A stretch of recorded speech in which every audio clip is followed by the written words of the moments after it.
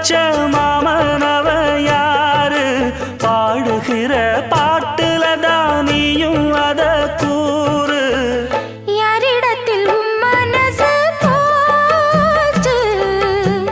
நூல போல உன் உடம்பு ஆச்சு பூங்குயிலே பூங்குயிலே கேளு